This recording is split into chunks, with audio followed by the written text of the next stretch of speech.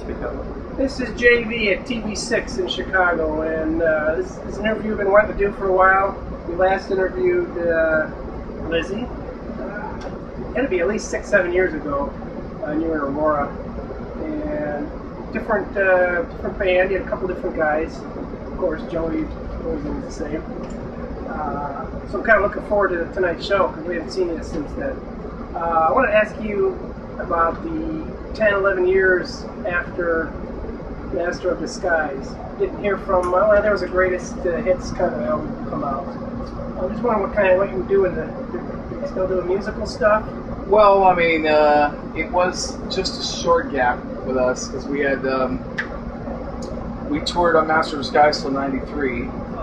Then we took a little break to mess around, and we had a band called Diamond Dogs. I forgot about that. Yeah, we messed around there, and then we started touring again in '98, into '97, '98, and then we toured until like 2003, and then we did another band called Starwood, which was we messed around with that for a little while and had fun, and we've been touring really Lizzy Borden ever since. Starwood ever going to make a number 2? We finished the album already. Oh. We just haven't released it because I just don't want to throw it out there and not support it in any way, and there's just no point in doing that. So when we have a little break in the action, we'll it's like 95% done. Let's go in there and finish it up, and then do something to support it. Do you do your own, like everybody seems to have their own studio and equipment? Yeah, we have our own studio, yeah.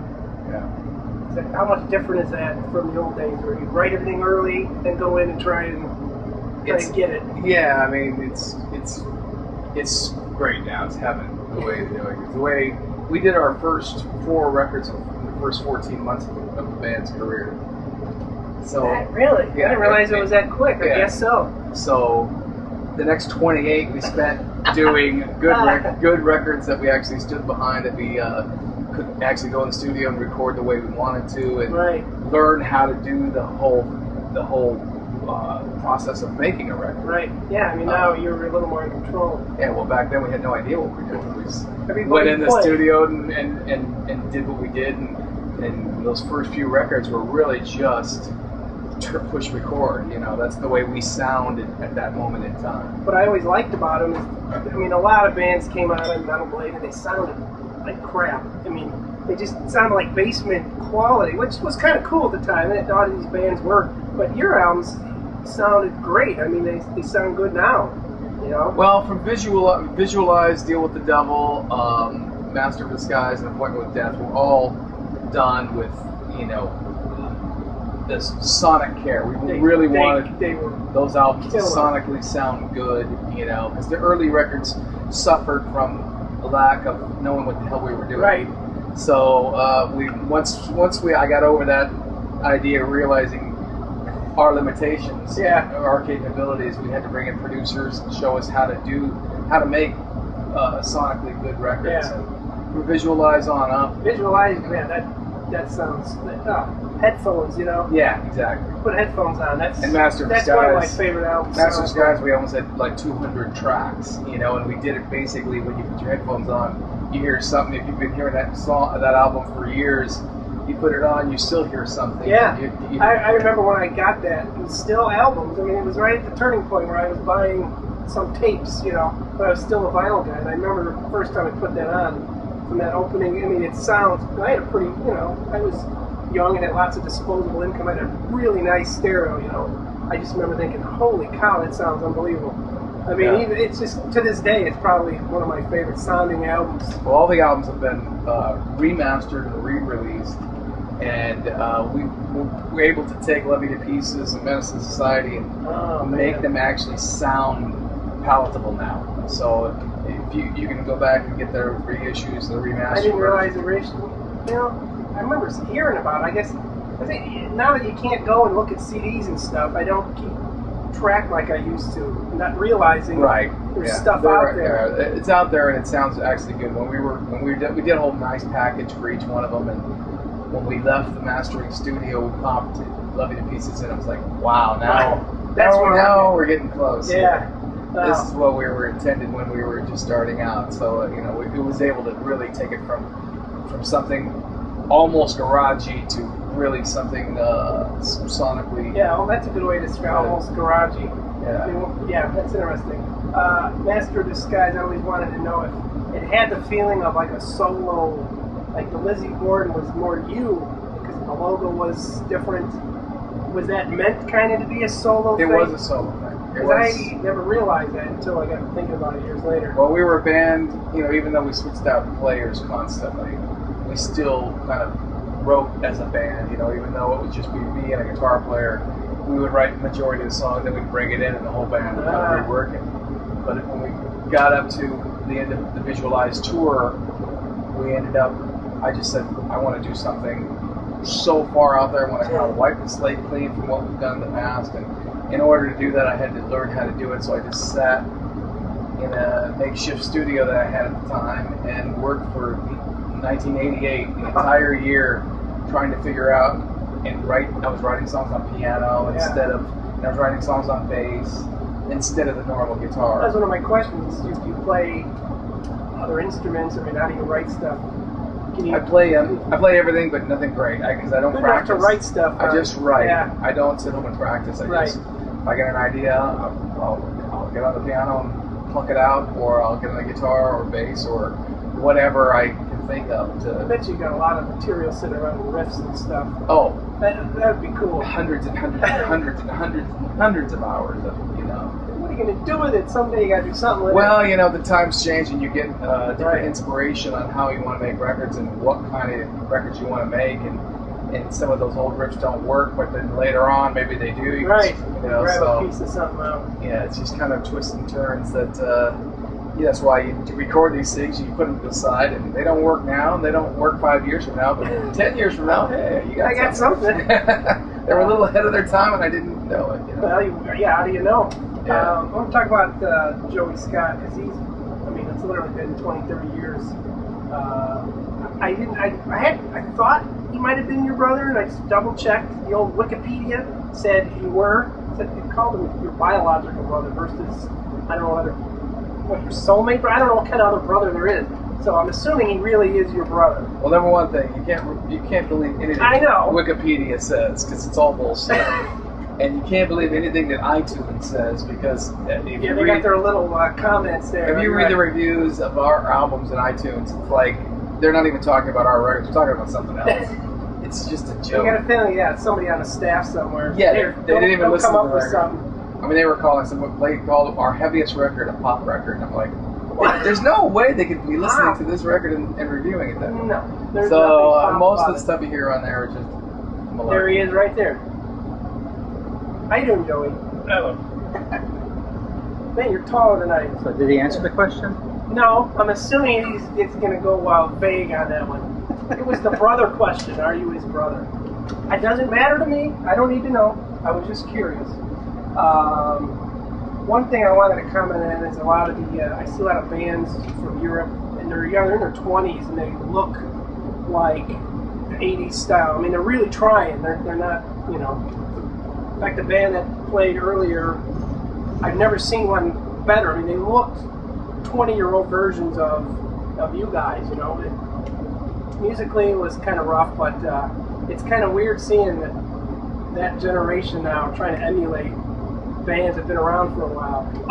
Bands that I like instead of bands from the 70s. It's a skipped generation. Yeah. And that influence, it's not usually the case. Usually you're influenced by the generation before you, but they're influenced by the generation before, the generation before them, So it's interesting to see these young kids being influenced by 80s metal. I think it's cool because I think they see the visual aspect of it and they listen to it and go, God, this is really cool. There's nothing cool like that anymore. It's kind of, from what I hear, the new thing coming, because they had metalcore and they had all this extreme music, and now from what I hear, it's kind of a new wave of British heavy metal again, or here something. We go. So it's interesting to see these young kids taking that.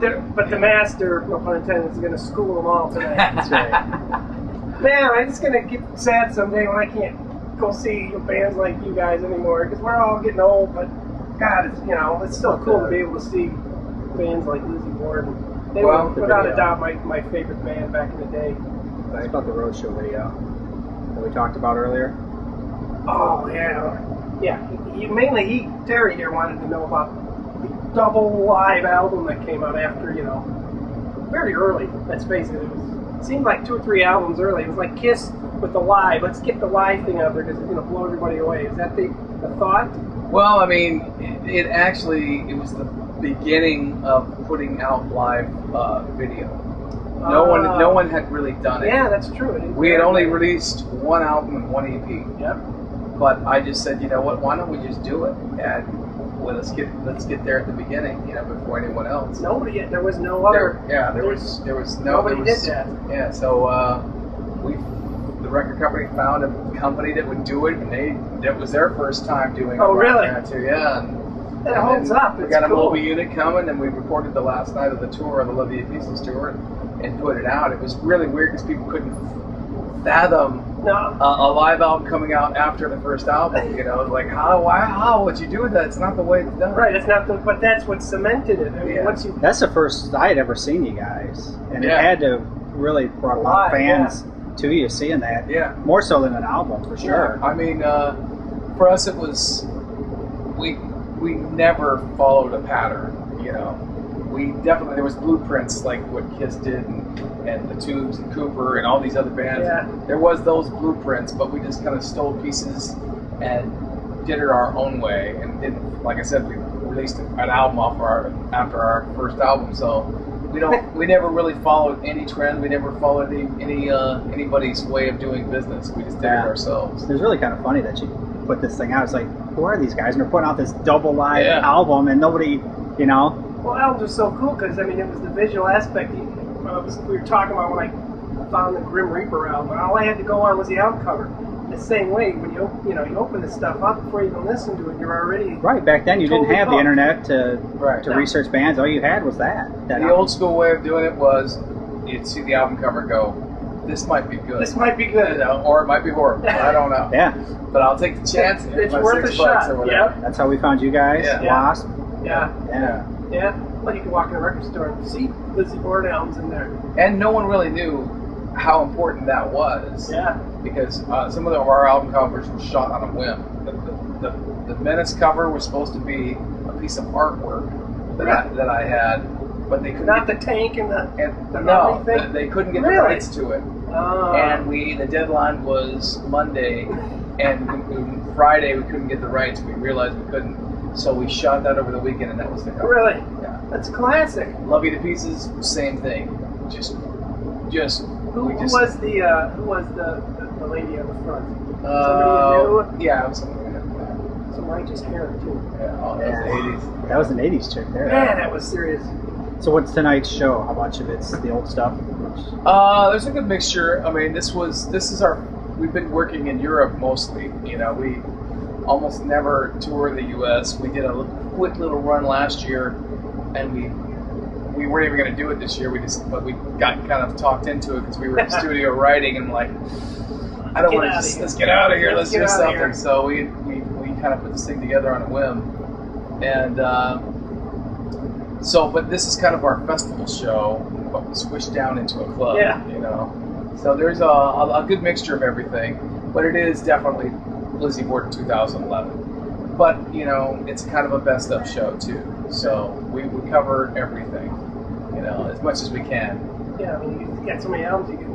Which ones do you do? Yeah, I mean, it gets difficult, but we kind of did a trial and error. We toured so much in Europe, and the fan base is so young there. Wow. It's from like 25 down to 15. We don't have any old fans in Europe, except for in Germany. Everywhere else it's all young fans. Wow, that's kind of cool. That'll keep you motivated. It is, because it's this, you look at the faces of. I remember seeing those same faces in the 80s where they were so excited and so out of control. Yeah, exactly. Yeah. Now they're excited, but they've seen it, in the U.S. But in Europe, it's such a, that's what you live for. Yeah, that's the point. That it's excitement. It's the point of going on stage. They sing like crazy before you even walk on stage. So you're like backstage, just so excited to get on there and play because you already know they are. That's cool. So it's a whole different ball game than the U.S. Yeah. Last good question: is there another Lizzy album coming? There soon? is. Well, I don't know about soon, but you're going to get. We're doing it in a different way, and we're going to announce that way pretty soon. I don't want to tell you right now, but we're doing it in a unique way that not many bands, if any, have done in a long while. So we decided on this recently. So check the Lizzy Borden website for details. LizzyBorden.com. That's right. And then, Check it all the but there'll time. be lots of music. There'll be at least one single coming out this year. One of those deals where you put it out first and then for a while. You'll see. And all good things come to those who wait. yeah, well, we have a winter tour of Europe coming, and the single will come before that, and with a video and the whole thing. Cool. Well, it's been a pleasure. Thank you, man. I hopefully we get to see you again next year, maybe. Bigger venue next time. Well, yeah, we might package up next year. But like I said, this was a whim. Right. You know, we did it. It was just truly a whim. You know, it was Summer of Blood. Let's go. Yeah, find somewhere to spit blood on everybody. Yeah. So. All right. It's been Thank a you. pleasure.